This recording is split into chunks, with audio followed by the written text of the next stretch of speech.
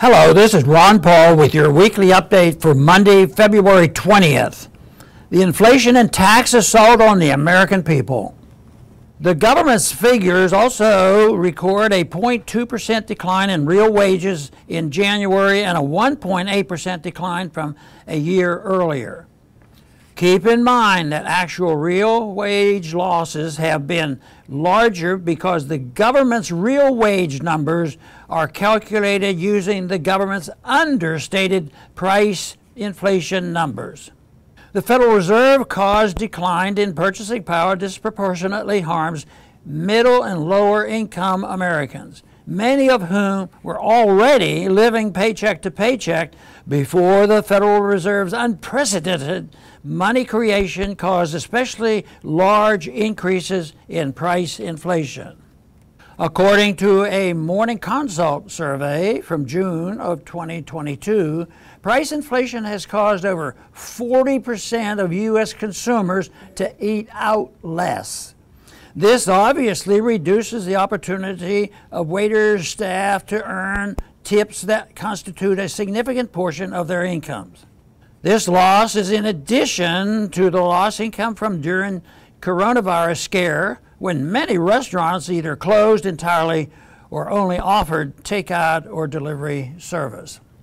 The reduction in tip income is not stopping the Internal Revenue from trying to squeeze more taxes out of waiters and waitresses. The tax agency has announced this month the creation of the Service Industry Tip Compliance Agreement. As the name suggests, the program will allow the tax agencies to collect data on tips directly from restaurants instead of relying on employees to report their tips. This is one of the first initiatives to use some of the $80 billion in additional funding provided to the IRS in last year's budget.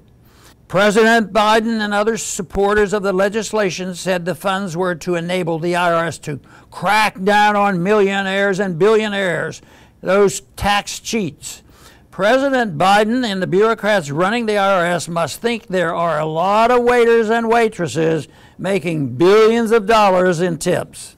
At the time of the bill's passage, many opponents of increasing the IRS enforcement budget predicted the agency would use the additional funds to target middle and lower income Americans. After all, unlike wealthier individuals, these Americans cannot afford tax attorneys and accountants to make sure they minimize their tax liability without violating the tax law.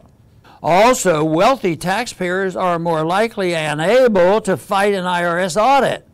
In contrast, lower income Americans are more likely to pay whatever the tax agency demands in order to make it go away, since they don't have the resources to fight it. When I was in Congress, I introduced legislation to make tips tax-free.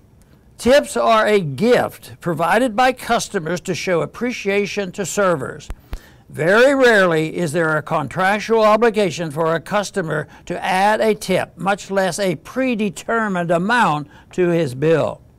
There is no reason to tax tips other than the government's desire to take more money from working people. The fact that the funding and the IRS was given to prevent the wealthy from avoiding taxes is actually being used to target waiters in an example of how the welfare warfare state harms working Americans. At the same time, lower and middle income Americans are harmed the most by the Federal Reserve's inflation tax.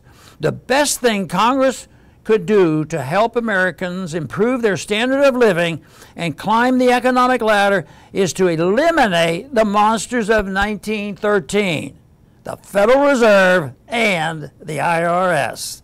Thanks for listening.